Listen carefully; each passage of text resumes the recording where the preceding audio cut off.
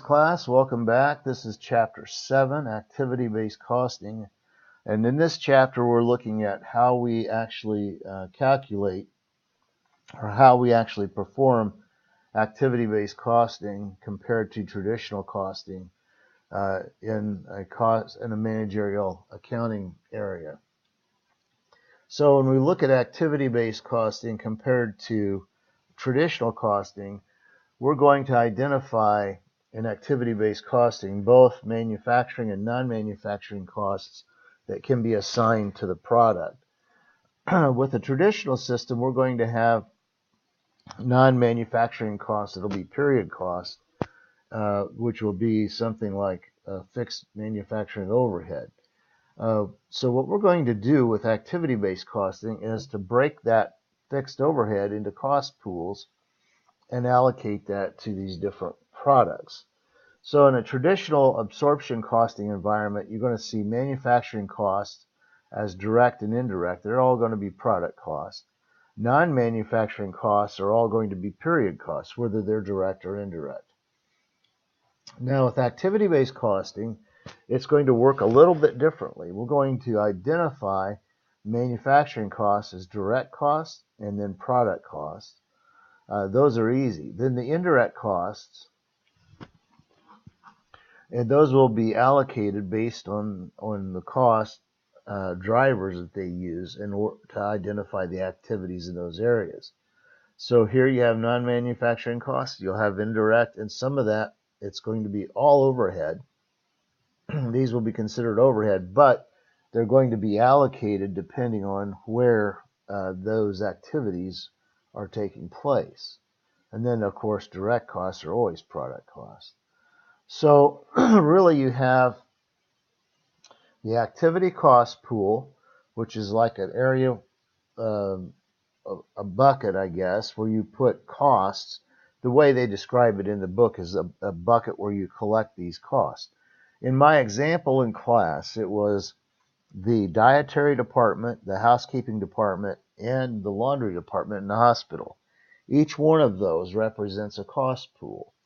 Those cost pools are costs that are associated with delivering the services that the dietary department would deliver to the hospital, to the patients in the hospital, that a housekeeping department would do to deliver to those departments, and that a laundry department would also perform in order to service those patient care areas. Now, when you're measuring activities, you can have different kinds of activities. You might have a transaction driver, which is what the meals are in the dietary department. Those meals served are transaction drivers. A duration driver is how long it takes for something to happen, which is exactly what housekeeping is. If you recall, the housekeeping department would allocate its cost based on number of hours spent. And so that's the difference between a transaction driver and a duration driver. So we're going to have different kinds of activities depending on what we're looking at. So we'll have unit level activities that'll happen each time we produce a unit, and those activities are going to be proportionate to the number of units that we create or produce. And so we'll be able to track that directly to the production of units. Batch level activities are going to be activities that occur only after we've manufactured so many units and we have a batch ready to process. This might be when we get to a certain point in manufacturing and we're ready to ship an order. This is a batch level activity, shipping orders. Product level activities are going to relate to specific products, and an area that might use something like this could be marketing, where they actually work with marketing specific products, and also customer level activities. They might also likewise use these as well. So when I say customer level activities, what I mean is making a number of sales calls to a specific customer, and that would be a cost associated with generating the orders for these products. but it would be driven by how many customer calls you were making. These two activities really work well with a marketing function. So think about those as a marketing function, or it could be a number. There could be a number of others as well. And then with organization sustaining activities, these are really not going to relate to production. It's not going to matter how many products we produce. We're still going to have these activities. So these activities are going to be driven just by the fact that the organization exists and not by how many products we produce or sell. So as we talk about designing an activity-based cost system, probably the single most important element in this is to identify the cost pools. Exhibit 7.2 shows a traditional absorption-based costing income statement where you have the gross margin and then you deduct selling and administrative expenses and so on. With an activity-based costing model, like I mentioned earlier, you're going to have cost objects, and these cost objects are going to be depending, could be products, could be customers, but these are going to be ultimately where the costs are assigned. You're going to have activities that drive the costs that you're allocating or assigning. You'll have consumption of resources as possibly one way of identifying that, and then you'll have the cost itself. So when we look at the steps for implementing activity-based costing, first we want to begin by defining activities, activity cost pools, and activity measures. This is crucial to the process. When you look at an activity cost pool, like when I was doing the hospital, the cost pool was dietary, housekeeping, and laundry. In the book here, they have customer orders as a cost pool, product design is a cost pool, order size is a cost pool, customer relations is a cost pool, and then another cost pool. So you have an activity related directly to customer orders, and that's basically how many orders you get. Product design is how many product designs do you have? How many designs do you have to do and process? And then the order size could be, the activity could be related to machine hours and customer relations, the number of active customers you have. So these activities would drive the costs associated with these different cost pools. Now, my example was dietary, housekeeping, and laundry in a hospital. These are just as good. I mean, this works just as well also. But depending on your situation, you may have these cost pools will be naturally occurring, that they will appear when you're looking at them, they will appear within the organization as places where costs can be identified and pooled around those specific activities, and there is some activity that generates those costs. So when we get to the mechanics of it, we're going to basically identify these costs, right? We're going to identify the cost that we're going to deal with when we look at how we allocate what we're going to do to allocate costs. You notice that they identify here indirect factory wages and factory equipment depreciation as two items. Then you're going to have administrative building lease, or no, administrative department, and then you're going to have the marketing department. The production department is the entire department's $1 million, but there's going to be these costs that we need to allocate to the products based on an activity. So this is this exhibit describes an activity cost pool at the top, the customer orders, a product design, order size, customer relations, and other. For each of these areas, you're identifying what percentage of the cost goes to customer orders, what percentage to product design, what percentage order size, and so on. So you've got a calculation. Now, when you look at the cost itself, you see the cost here is in total what we were talking about up here, the 500,000 in the statement. See this? 500,000 here. We go down to Exhibit 7-5 and 7-6. These allocation basis, and by the way, it says here in 7.4, this is the result of interviews, distributions of resource consumption across activity pools. So somehow they've arrived at these percentages, but based on activities, they were able to identify in interviews with those departments or whatever people that were basically responsible for these areas. So then what we're going to do is we're going to take these percentages that were identified based on activity, and we're going to allocate those. So we take, first of all, the $500,000 in indirect factory wages and allocate it to each of these areas based on these percentages up here. And these percentages are arrived at through a statistical method. Well, in this case, they said interviews. You could do interviews, and that might work, but you can also have direct activities that you can tally and count, or a duration that you can identify, and you could use those as well. But essentially, they're going to take these costs, and this is the cost in the production department. They're going to allocate all of these costs based on the percentages they identified in the interviews.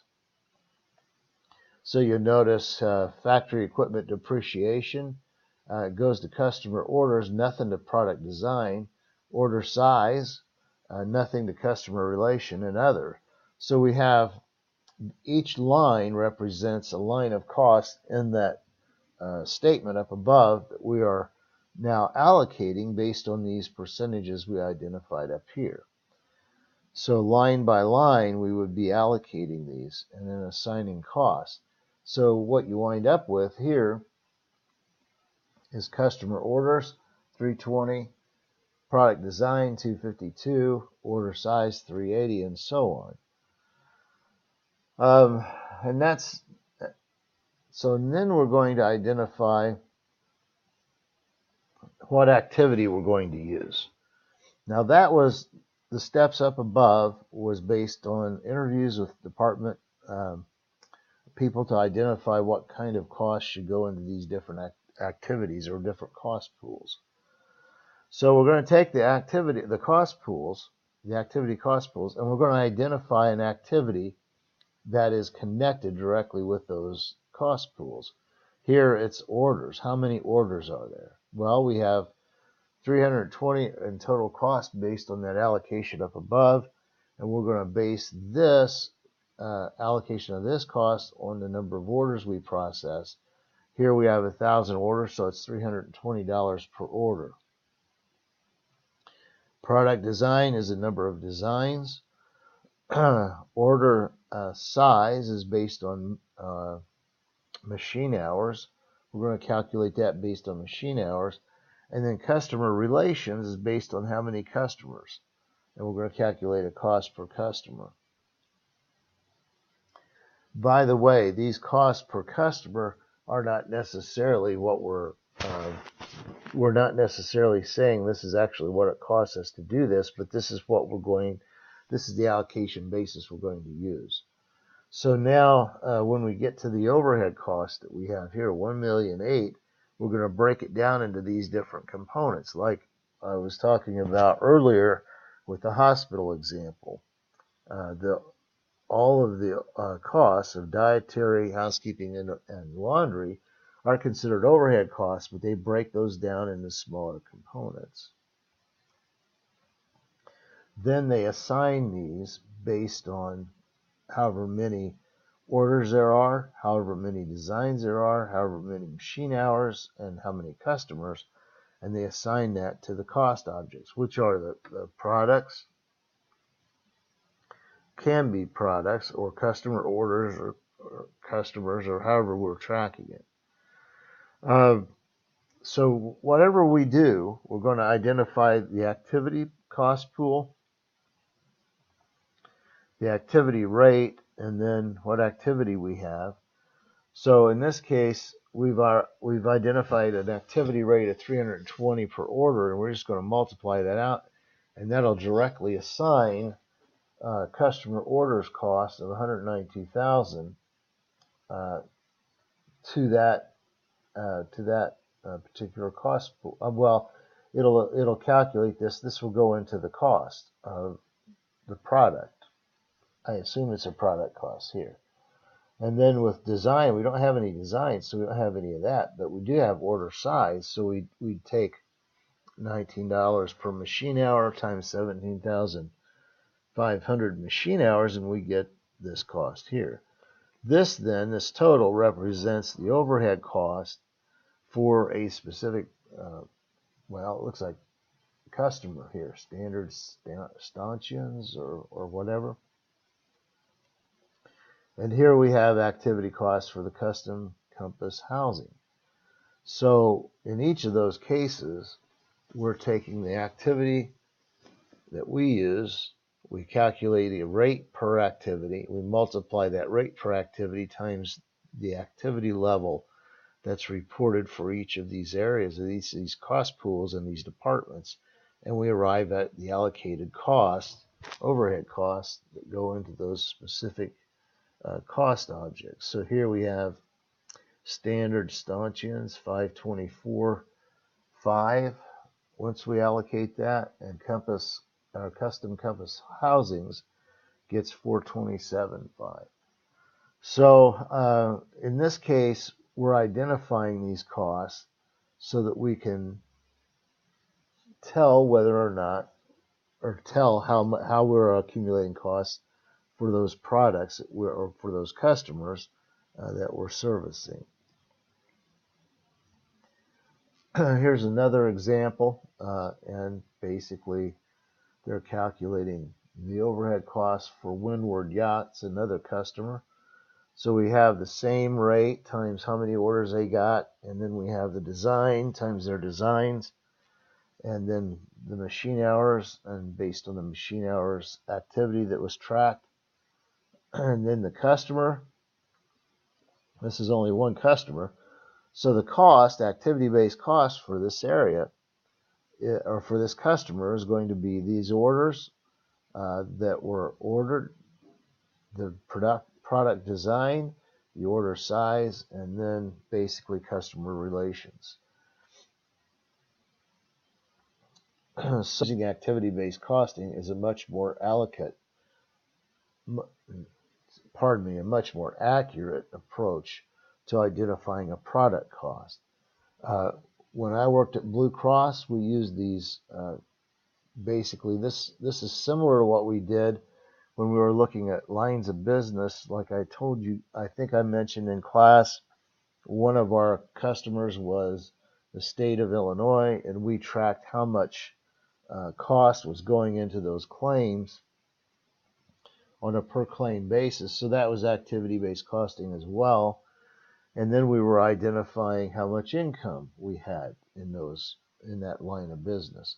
So we reduced it to a per claim basis, and the activity in that case would be number of claims processed.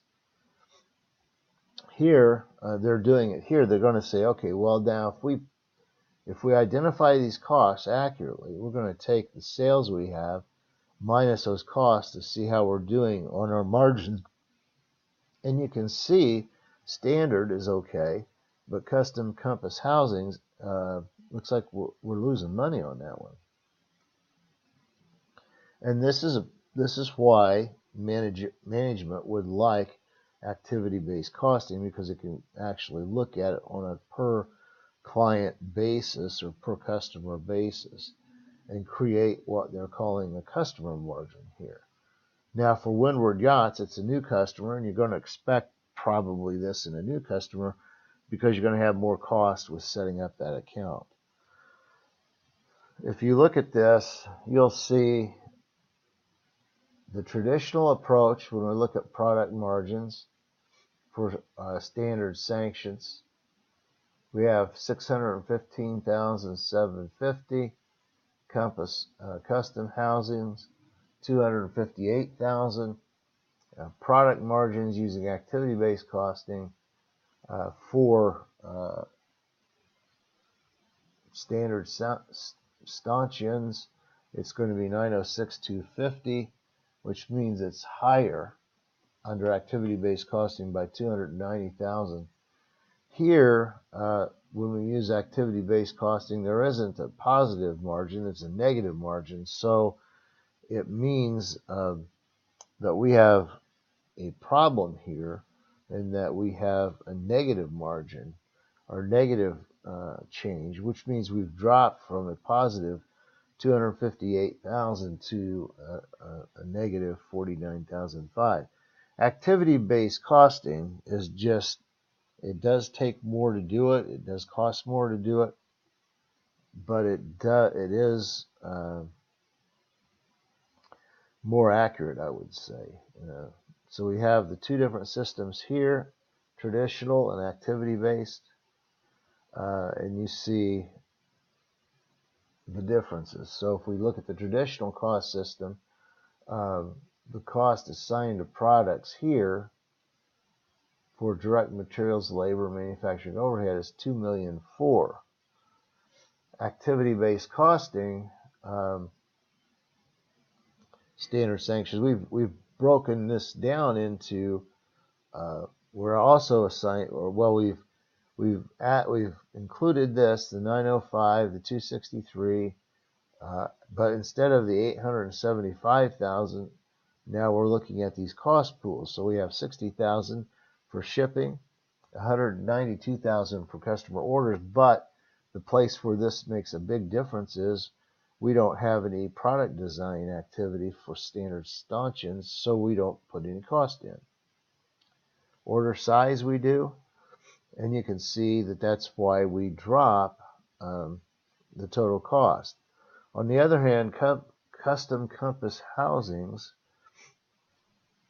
again, we have this cost that's much higher after we do activity-based costing, because in this case, we're spending a lot of time doing product designs, and we have quite a bit more in compass order.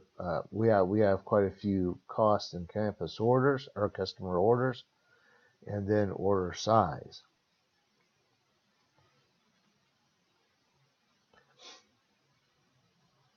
So that really covers activity-based costing, or at least all of it that we want to talk about. Just know that the big information in this chapter is knowing what a cost pool is, knowing what an activity is, and how to allocate the cost for that activity.